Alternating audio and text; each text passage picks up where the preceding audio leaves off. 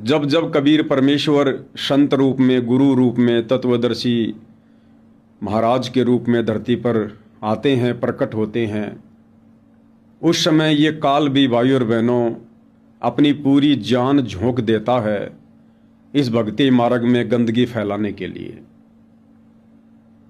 और ये काल जिसको श्राप लगा हुआ है, जिस कारण से ये साक्षात अपने वास्तविक रूप में किसी के सामने प्रकट नहीं होता है, इसकी मजबूरी है। अन्यथा इसके विकराल, डरावने, भयंकर चेहरे को देखकर कोई इसके निकट रहना भी पसंद ना करे। इसकी पूजा तो बहुत दूर की बात है। तो मजबूरी वश ये अपने तीनों पुत्रों ब्रह्मा, विष्णु, महेश के माध्यम से जगह जगह प्रकट होकर अज्ञान फैलाता है, पाखंड फैलाता है। या जो इसके विशेष दूत होते हैं, इसके एजेंट होते हैं, उन साधु संतों में, उन भक्तों में प्रवेश करके या उनमें कुप्रेरणा करके जो भक्ति मर्यादाओं से नीचे गिर जाते हैं, उनके माध्यम से यह काल अपना कार्य करवाता है। तो वर्तमान में कलयुग की बिचली पीढ़ी का समय है। हालांकि देश दुनिया वालों को इन शब्दों की विशेष जानकारी नहीं है कि कलयुग की बिचली क्या होती है, कलयुग की बिचली पीढ़ी क्या होती है, ये काल कौन है, सृष्टि रचना क्या है, शतलोक क्या है। ज़्यादातर लोगों को इन शब्दों का पता नहीं है, लेकिन जिनको पता है उन्हें सावधानी बरतनी चाहिए।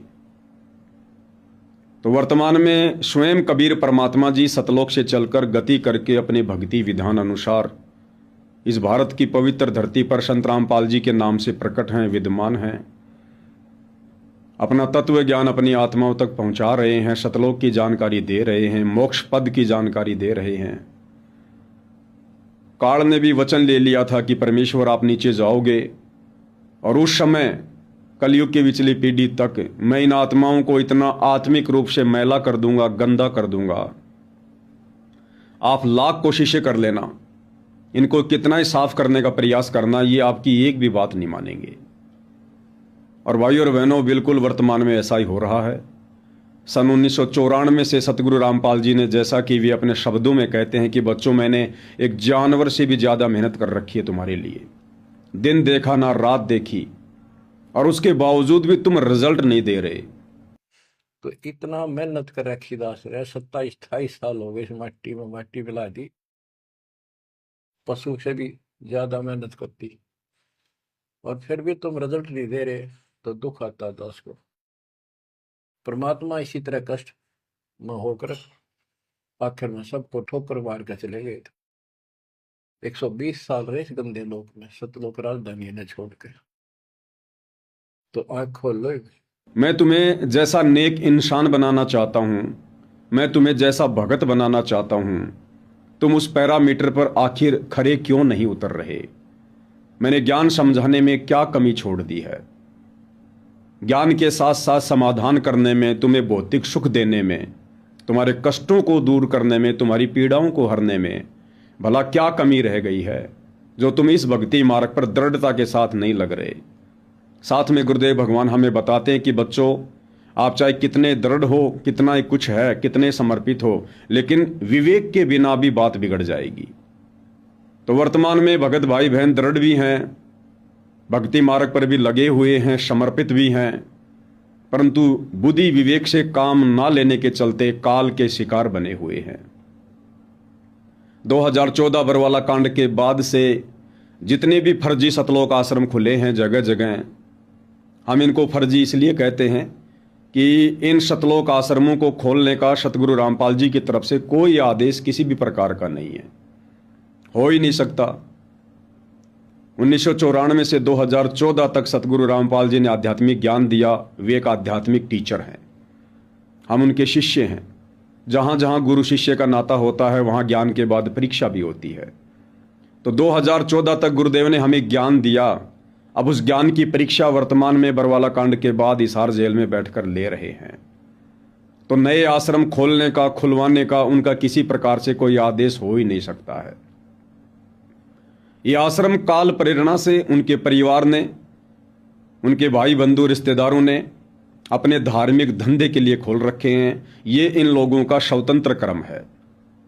स्वतंत्र कर्म क्या होता है? जब आप सत्संग सुनेंगे, कबीर सागर का सरलार्थ पढ़ेंगे तो पता चलेगा कि हमारा जो भाग्य बनाया जाता है, हमारे शुभ और अशुभ उन कर्मों को जोड़ के हमारा जो प्रारब्ध बनता है, जो किस्मत बनती है, उसमें से 25% जो कर्म होते हैं उनकी हमें छूट दी जाती है। यानी 75% तो हमारा भाग्य विधाता के द्वारा बना दिया जाता है। जो भी सुख आना है, जो भी दुख आना है, जो भी घटनाएं घटित होनी है, होके रहेंगी। लेकिन 25% हमें छूट दी जाती है, क्योंकि हम मनुष्य योनि में हैं, ये कर्म योनि है। हम उन स्वतंत्र कर्मों का जो 25% हमें छूट दी गई है, चाहे तो बिगाड़ लें चाहे तो सुधार लें, हम उन स्वतंत्र कर्मों का नाजायज फायदा उठाते हैं, जिस कारण से हम दुखी रहते हैं। तो बरवाला कांड के बाद उन 25% स्वतंत्र कर्मों का दुरुपयोग करते हुए, नाजायज फायदा उठाते हुए सतगुरु रामपाल जी के परिवार ने, उनके रिश्तेदारों ने जगह जगह अपने धार्मिक धंधे के लिए भगत समाज का ज्योति पाठ और दान का पैसा इन पत्थरों में बर्बाद कर दिया, आश्रमों में बर्बाद कर दिया। विचार करने की बात है, सतगुरु रामपाल जी बरवाला आश्रम में रहा करते थे। उन्होंने अपने रहते सहते कहीं और आश्रम नहीं खोले, नहीं बनाए, ना कहीं आया करते थे, ना कहीं जाया करते थे। उसके बाद बरवाला कांड हुआ, परीक्षा का समय आया, फिर भला सतगुरु रामपाल जी क्यों आश्रम खोलेंगे? कोई मतलब ही नहीं है। एक आश्रम जो सरकार के कब्जे में है, बरवाला आश्रम, उसके बाद सतगुरु रामपाल जी सार जेल में जाकर बैठ गए। अब सतगुरु रामपाल जी के द्वारा तो अन्य आश्रम खोलने का सवाल ही पैदा नहीं होता, क्योंकि ये परीक्षा का समय है, परीक्षा का समय। और परीक्षा के समय में हम सबको पता है नए एडमिशन नहीं होते हैं। जिनको साल भर तक पढ़ाया है, लिखाया है, बार बार सिलेबस को रिवीजन करवाया है, उनकी परीक्षा होती है। तो वर्तमान में सतगुरु रामपाल जी परमेश्वर जी का कलयुगी परिवार काल प्रेरणा से उन 25% स्वतंत्र कर्मों का दुरुपयोग कर रहा है।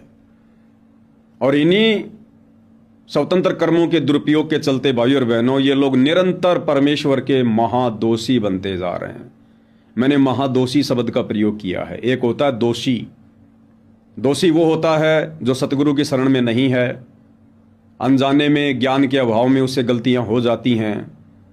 काल के विधान के अनुसार वो भी दोषी बनता है। जैसा कर्म करेगा प्राणी उसका भोग भोगता है।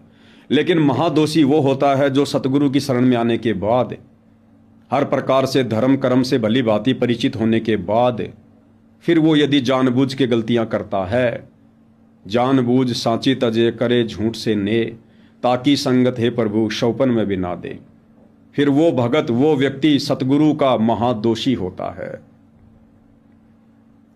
और सतलोक आश्रम मैनेजमेंट हरियाणा ने, सतगुरु रामपाल जी के कलयुगी परिवार ने भाइयों और बहनों इतना दोष कमा लिया है, इतना दोष कमा लिया है, ये जन्म तो आप छोड़िए, आने वाले असंख्य जन्मों तक इन आत्माओं का इस काल के लोक से मोक्ष नहीं हो सकता है।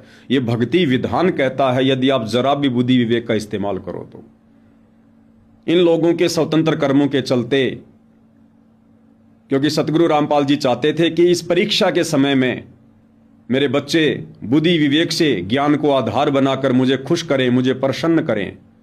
मैंने जो ज्ञान इन्हें पिछले 20-22 वर्षों से दिया है, उस ज्ञान का परिचय घर पर रहकर, नेक नीति ईमानदारी से काम करते हुए, मर्यादाओं में रहकर, भक्ति करते हुए, समाज में रहकर, घर परिवार में रहकर, रिश्तेदारों के बीच में रहकर दृढ़ता लाकर ये मुझे प्रसन्न करें कि मैंने इन बच्चों को इस कदर तैयार कर दिया है, ये किसी की लोकलाज नहीं मानते हैं, ये कुलकर्णी के चक्कर में नहीं आते हैं। अब इनको ब्रह्मा विष्णु महेश भी आकर यदि डगमग करना चाहें तो ये बच्चे डगमग नहीं हो सकते। इतनी दृढ़ता सतगुरु रामपाल जी बरवाला कांड के बाद घर बैठा कर, भक्ति करवा कर आप और हमारे अंदर देखना चाहते थे। क्योंकि सतगुरु रामपाल जी के सतलोक जाने के बाद ये आश्रम वाला पाखंड नहीं रहेगा, इसको परमात्मा बंद करके जाएंगे। ऐसा ज्ञान दे देंगे, इतना ज्ञान दे देंगे, काल की सूक्ष्म चाल से, उसके षड्यंत्र से हमें इस कदर परिचित करवा देंगे कि कोई भी व्यक्ति आने वाले समय में हजारों वर्षों तक काल के जाल में नहीं फंसेगा। तो सतगुरु रामपाल जी चाहते थे कि मेरी गैर हाजिरी में मेरे बच्चे इस परीक्षा के समय में घर बैठकर अपने घर को सतलोक आश्रम बनाकर अपने गुरु को परमात्मा मानकर, क्योंकि युगों युगों से हम यही धोखा खाते आ रहे हैं। हमने कभी भी आज से पहले गुरु को परमात्मा की नजरों से नहीं देखा, और ये प्रथम नियम है भक्ति का। ये परमात्मा ना जाने चारों युगों में कितनी बार आते हैं। परमात्मा कहते हैं हम अनेकों बार प्रकट हो चुके हैं, अनेकों बार। परमात्मा कहते हैं युग 70 हम ज्ञान दिया, जीव न समझा एक। कहे गरीब कहे कबीर, घर घर फिरे यो धरे कबीरा भेख। लेकिन एक भी जीव ने परमेश्वर की आज्ञा की पालना नहीं करी, उनके एक भी वचन को सही से फॉलो नहीं किया। लेकिन यह कलयुग की विचली पीढ़ी का समय है। अब परमेश्वर ने ज्ञान देने में, शास्त्रों को खोल खोल कर दिखाने में, हमारी हर प्रकार की शंकाओं का समाधान करने में किसी भी प्रकार से कोई कमी नहीं छोड़ी है। और यदि बुद्धि विवेक का इस्तेमाल ना करके अब भी हम उन्हीं गुलामी की जंजीरों में जकड़े रहेंगे, जिन गुलामी की जंजीरों में हम युगों युगों से जकड़े हुए आ रहे हैं। पहले हमारे बाप दादाओं ने मुगलों की गुलामी सही, फिर अंग्रेजों की सही, फिर इन धर्म गुरुओं की सही, और अब ये वास्तविक ज्ञान होने के बावजूद, सच्चा सतगुरु मिलने के बाद, बंदी छोड़ मिलने के बाद, हम उसी बंदी छोड़ के नकली कलयुगी परिवार की जंजीरों में जकड़े हुए हैं। वो सतलोक आश्रम मैनेजमेंट हरियाणा की सतगुरु रामपाल जी के कलयुगी परिवार की गुलामी कर रहे हैं, उनके चरण चाट रहे हैं, उनके चरणों में बैठे हुए हैं। क्या कमी छोड़ी परमात्मा ने? ये वो भक्ति है, इस भक्ति में हमें और किसी की आवश्यकता पड़नी ही नहीं चाहिए। ज्ञान गुरु का, ध्यान गुरु का, मंत्र गुरु का, सत्संग गुरु का, मोक्ष गुरु ने प्रदान करना है, लाभ गुरु ने देने हैं। हमें किसी और की आवश्यकता पड़नी ही नहीं चाहिए।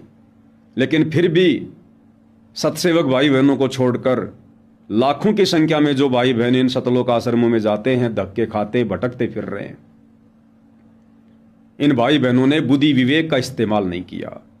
आप समर्पित तो हो परमात्मा को, लेकिन आपने बुद्धि विवेक का इस्तेमाल नहीं किया। आपने गुरुदेव के सत्संगों पर गौर नहीं किया, चिंतन मनन नहीं किया, जिस कारण से धोखा खा गए साध संगति के अभाव में। गीता अध्याय 7 श्लोक नंबर 18 में गुरुदेव ने क्या बताया? ये काल बलि क्या कह रहा है कि ये उदार आत्मा है तो बहुत अच्छी, बहुत नेक हैं, इन्होंने भगवान की प्राप्ति के लिए जी जान लगा दी, सर्वस्व त्याग दिया। ये आत्मा है तो बड़ी अच्छी, बड़ी नेक, परंतु मेरी वाली घटिया साधना में संलग्न है। तो इसी प्रकार ये जितने भी भाई बहन जो सतलोक आश्रमों में जाते हैं, भटक रहे हैं, धक्के खा रहे हैं, इस परीक्षा के समय में गुरु की गैर हाजिरी में, ये आत्माएं तो अच्छी हैं निसंदेह, तभी तो परमेश्वर की शरण में हैं, परंतु इन्होंने बुद्धि विवेक का इस्तेमाल नहीं किया, जिस कारण से ये अभी तक काल की घटिया साधना में संलग्न हैं। आप सोच रहे हम तो सतगुरु रामपाल जी के भगत हैं, नाम भी ले रखा है, उनके द्वारा दी गई तीनों समय की आरती भी करते हैं, मंत्र भी जाप करते हैं। आप चाहे कुछ भी कर लो, कितना भी कर लो, परमात्मा कहते हैं जहर का चाहे एक गिलास भर के पी लो, चाहे एक टपका जीभ पे रख लो, जहर जहर ही होता है। तो मर्यादा तोड़ के, सतगुरु को दुखी करके इस परीक्षा के समय में आप चाहे दिन रात भक्ति करो, सतगुरु को वो भगत पसंद नहीं है।